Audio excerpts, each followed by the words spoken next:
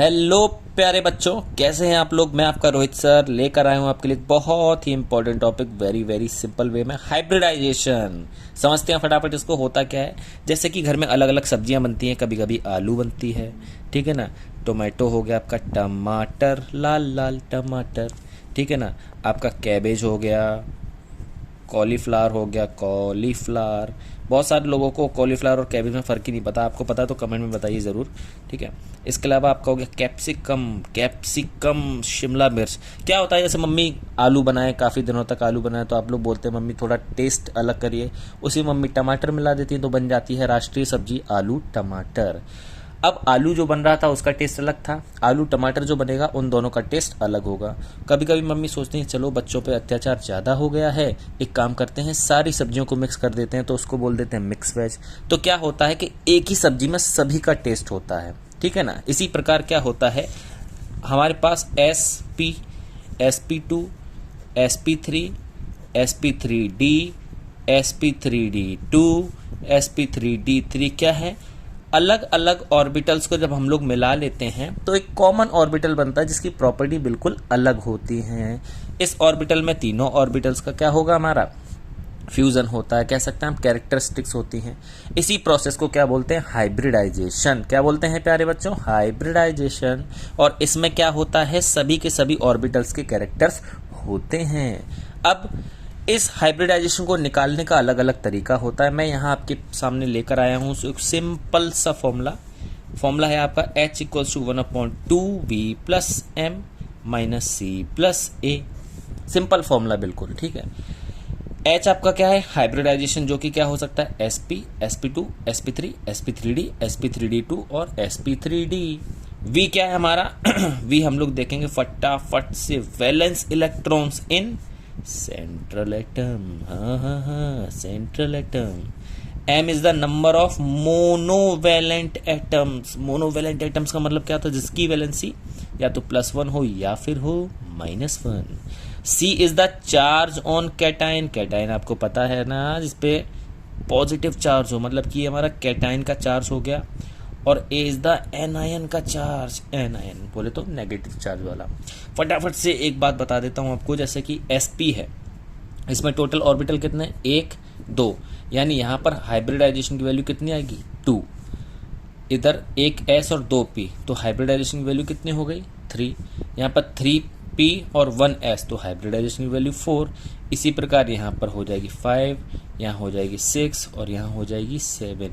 यानी अगर हाइब्रिडाइजेशन 2 आता है तो हमारा क्या होगा SP। अगर इसकी वैल्यू 3 आती है सॉल्व करके तो SP2, 4 आता है तो SP3, 5 आता है तो SP3D, 6 आता है तो SP3D2 और 7 पे SP3D3 हो जाएगा हमारा, ठीक है प्यारे बच्चों। फटाफट से एक गर्मा गर्म एग्जाम्पल आपके सामने परोस रहा हूँ, ध्यान से देखना, मुंह मत जला लेना। फॉस्फोरस जो आता है 15 नंबर पे, इसमें वैलेंस इलेक्ट्रॉन्स कितने होंगे, हमें V, M, C और A की वैल्यू देखनी है। तो V, M, C, A की वैल्यू देखनी है। V बोले तो क्या है, valence electrons in central atom. Central atom प्यारे बच्चों वो होता है जो कि अकेला लिखा हुआ होता है। कैसे पहचानेंगे, जो अकेला लिखा हुआ होता है। मान लीजिए क्या है, आप किसी पार्टी में इनवाइटेड किए गए, उस पार्टी का ड्रेस कोड था क्या, सूट पहन कर आना 3 पीस, और आप पहनकर चले गए क्या, शेरवानी, तो आप उन सभी में अलग दिखेंगे ना प्यारे बच्चों। उसी प्रकार जो अकेला लिखा हुआ है, जिसके साथ आने में सभी लोग क्या कर रहे हैं, बॉन्ड बनाना चाहते हैं जिससे, वो हमारा क्या होगा, सेंट्रल एटम। तो फास्फोरस अकेला लिखा है, इसमें V की वैल्यू, V क्या है, फास्फोरस के आउटर मोस्ट शेल में कितने इलेक्ट्रॉन्स होंगे, तो फास्फोरस में होंगे प्यारे बच्चों 5, क्योंकि आता है ये 15 पे। M बोले तो क्या होता है, ये मोनोवेलेंट एटम्स। मोनोवेलेंट मतलब इसकी वैलेंसी या तो +1 हो या फिर -1। अब हमें तो पता है ना कि फास्फोरस की वैल्यू +5 +3 होती है, तो बचा क्या, क्लोरीन, जिसकी वैलेंसी या तो +1 होगी या फिर -1, और क्लोरीन की होती क्या है, -1 वैलेंसी। कितने क्लोरीन है, 5 हैं, लिख देते हैं फटाफट से। Charge on cation, charge on A9, ये कैसे पहचानेंगे, तो देखिए कैटाइन और एनाइन पे अलग से कोई चार्ज नहीं लिखा है। जैसे सल्फेट में लिखा होता है SO4 2-, यहाँ तो नहीं लिखा है, तो कैटाइन पे चार्ज 0 है, एनाइन पे भी चार्ज 0 है। फॉर्मूला जल्दी से लगा दिया, H 1/2 V + M minus C plus A. आपके सामने सारी चीज़ें हैं, फटाफट से रख देते हैं। 1/2 5 + 5 माइनस 0 + 0, तो h इक्वल्स टू 1/2 5 5 10 2 5 जा। प्यारे बच्चों 5 आया है हाइब्रिडाइजेशन का वैल्यू, और 5 वैल्यू आया है, तो देखिए ऑर्बिटल टोटल कितने होने चाहिए 5। फटाफट फटाफट फटाफट फटाफट देखा 5 मतलब कि sp3d हो गया इसका हाइब्रिडाइजेशन। एक d एक s, टोटल 2, और 3 हमारे क्या हैं p हैं, तो 2 और 3 कितने हो गए 5 हो गए हमारे। तो हाइब्रिडाइजेशन PaCl5 का क्या हो गया 5 हो गया। ये तब आपको काम में आएगा जब MCQs वगैरह आप कर रहे हो, आपसे जैसे पूछ लेके बता SO42 माइनस का भी पता हाइब्रिडाइजेशन, तो आपने देखा अच्छा चैलेंजिंग, वो भी हमको। अभी देखिए ये देखो सल्फर आता है 16 पे, इसमें कितना हो गया वैलेंस इलेक्ट्रॉन्स 6। मोनोवैलेंट मैंने बताया जिसकी वैलेंसी या तो +1 हो या फिर -1। अरे ऑक्सीजन की तो -2 होती है, तो m की वैल्यू हो गई 0। कैटाइन सल्फर है, कोई चार्ज दिख रहा है क्या आपको, नहीं ना, तो इसकी भी वैल्यू 0 रखो। अरे फटाफट से देखो, आप लोगों ने मुझसे पहले भी कर लिया। ऑक्सीजन एनाइन है और इसकी वैल्यू क्या है -2। बताओ आप लोगों ने मुझसे पहले कर लिया, ऐसा कैसे हो सकता है। 1/2 V + M minus C + A, जल्दी से रख देते हैं।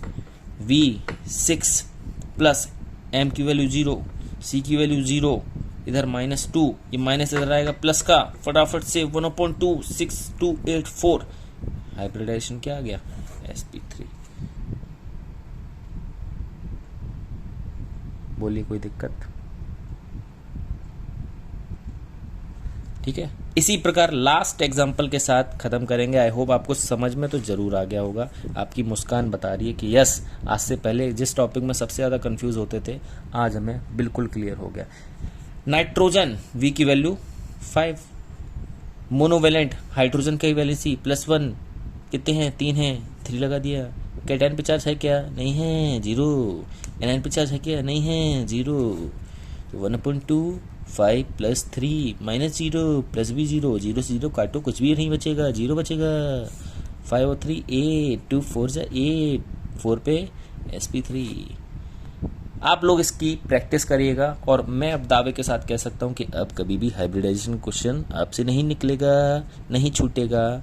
Thank you. ऐसी एक्साइटिंग वीडियोस के लिए सब्सक्राइब करते रहिए केम हब बाय रोहित मिश्रा।